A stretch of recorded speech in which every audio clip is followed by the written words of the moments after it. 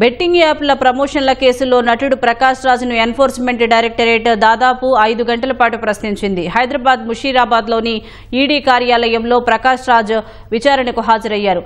Betting యాప్లు అలవాటు పడి పలువురు ఆత్మహత్యలు చేసుకున్న నేపథ్యంలో యాప్ ప్రమోషన్లు, యాప్ నిర్వాహకుల నుంచి తీసుకున్న డబ్బులపై ప్రకాష్ రాజ్ను ఈడీ అధికారులు ప్రశ్నించినట్లు సమాచారం. బెట్టింగ్ యాప్స్ ప్రమోషన్లలో మనీ లాండరింగ్ జరిగినట్లు భావిస్తున్న ఈడీ ఆ అంశంలోనూ ప్రశ్నించినట్లు తెలుస్తోంది. అయితే బెట్టింగ్ యాప్స్ పై ప్రచారం నిర్వాహకుల నుంచి తనకు డబ్బులు అందలేదని ప్రకాష్ రాజ్ వివరించారు. ఇక నుంచి బెట్టింగ్ యాప్లకు ప్రచారం చేయనని, దయచేసి బెట్టింగ్ యాప్స్ ఆడవద్దని సూచించారు.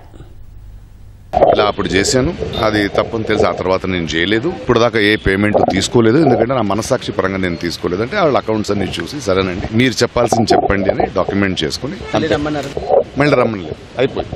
ఒకే ఒక యాప్ చేశాను 2016లో, అది వాళ్ళకి చెప్పాను. వాళ్ళు పని చేస్తున్నారు, వాళ్ళు ఎతుకుతున్నారు, వాళ్ళకి మనం కోఆపరేట్ చేయాల్సింది మన బాధ్యత. అందువల్ల వాళ్ళు చెప్పిన డేట్కి వచ్చి వాళ్ళకి కావాల్సింది ఇచ్చి, దయచేసి బెట్టింగ్ యాప్స్ మీద ఆడకండి, మీరు స్వయంగా సంపాదించే దారి చూసుకోండి. Thank you.